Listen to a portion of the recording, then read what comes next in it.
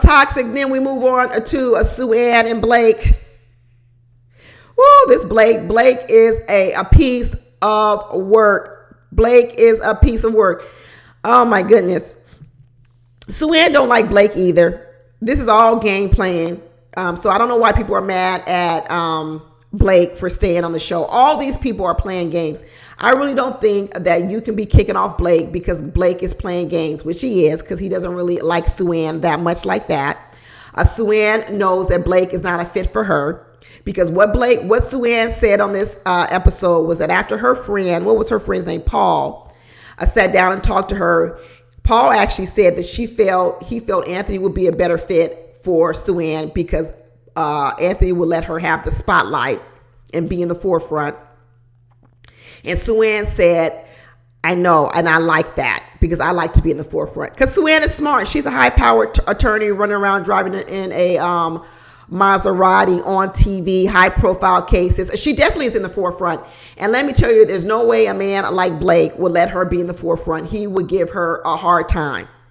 He would give her a hard time because she wouldn't be running up behind no Blake because she got her own fame, stardom, and everything else herself. And Blake, he couldn't handle that. Blake couldn't handle that with Sue Ann. So they're not going anywhere. So this idea that Blake needs to be off because he's playing a game, Sue Ann is playing a game, Mark Anthony's playing a game. There's a whole lot of people on this show playing a game, and that's not really interested in any of these people. Okay, anymore. So I don't think you can just be kicking off Blake because he's playing the game better than anyone else or because the producers like him. Too bad.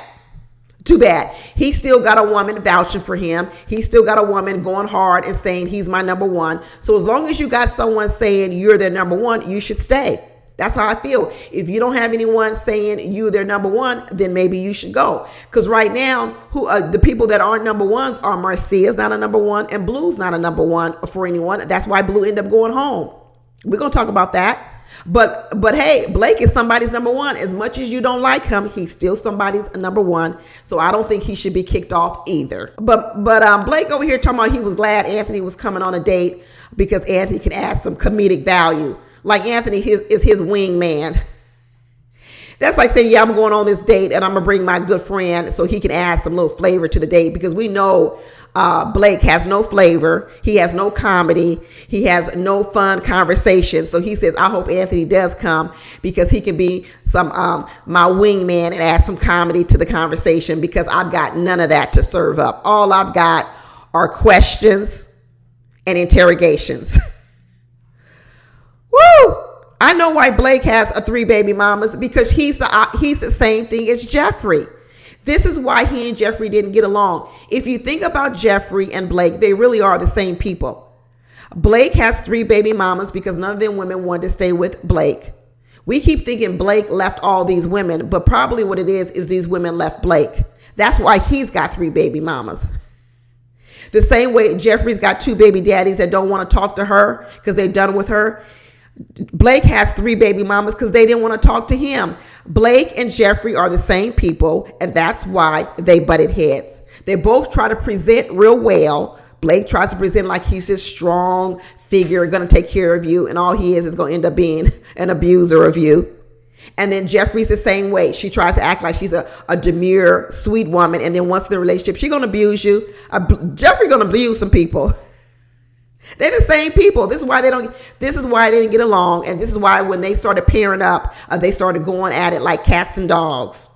I should say 2 cats, because they were scratching each other's eyes out. But Anthony's like, I'm the oldest of 10 kids, so I know how to get along. That's another thing I like. I like people coming from big families, because you know what? You need to learn how to get along. You learn that everything's not about you, because mama can't be cooking you your favorite meal because she got 10 kids.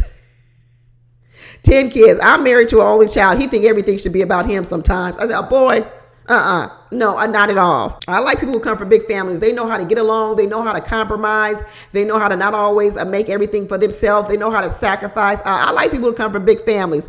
That's what I said. Anthony's my number one pick on this show. Anthony is my number one pick on this show. Just like all these other women were talking about, get in line for Anthony. Get in line. He did have on them fuzzy slippers last week, but I'm going to give him a pass on that. I'm going to give him a pass on them fuzzy slippers and that little doormat he had at the door. I don't know. Find out a little bit more about Anthony, ladies. Dig a little bit deeper, though, but do dig a little bit deeper. But Blake was over here talking about, well, if family is important to you, then I'm going to need to dig into your family. He always trying to do an investigation on people. He is always trying to write up a report and do an investigation. He said, well, if family is really important, I need to dig into your family. Well, let me dig into your family. You're the one with 3 baby mamas. Let's dig into your family. It sure is something that a person with the biggest dings on their credit report is the one over here talking about, I want somebody with an 800 FICO score. He over here talking about digging into a family, and his family is all fractured. You got an entire fractured family. When you got 3 kids by 3 different baby mamas, your family is fractured. But you want to dig and critique my family? He's a mess. Absolutely. He ain't fit for no one. Not Sue-Ann and not anyone. I know Sue-Ann's smarter than this. Sue-Ann has interviewed enough crooks, enough con artists, enough people that by now she's seen through Blake. Sue-Ann playing the game too. She playing the game. She knows who this man is. There is no way that she is this dumb out here. I don't believe it anymore. Sue-Ann is too smart for this. She knows what's going on. She's just playing the game as just to stay on the show. She acting just like how you defend a client that's guilty, but you the defense, and so you got to defend them no matter what. Every person's what's the law? Every person is entitled to a strong defense. That's what Sue-Ann is doing to Blake. It doesn't matter if you're guilty. It doesn't matter if you did it. Every person in America is entitled to a strong defense, a guilty until proven innocent, and that's what Sue-Ann is doing with Blake. I'm defending him, but I know he's guilty. I know he did it. But I'm defending him because that's what I do. I know how to get people off.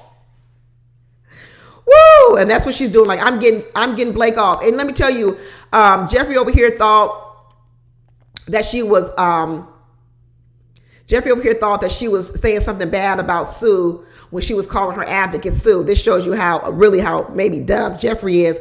She was really actually giving Sue a compliment, because what Sue-Ann has been able to do is her client came into a court where at first everyone was trying to sentence him and throw the key away. And what Sue-Ann has been able to do is defend him so eloquently, so graciously, so wonderfully, that this man is about to get off completely. He's almost like OJ. He's about to walk away clean and scot-free. So when Jeffrey over here saying advocate Sue, you know what? If you need a defense, you better call Sue-Ann, because Sue-Ann has been able to save Blake through this whole episode. He's about to walk out this courtroom a scot-free, and that's the kind of defense attorney you need. Advocate Sue, what's your hourly rate? Because you have done a phenomenal job at keeping Blake on this show, which tells me your skills as a defense attorney are stellar.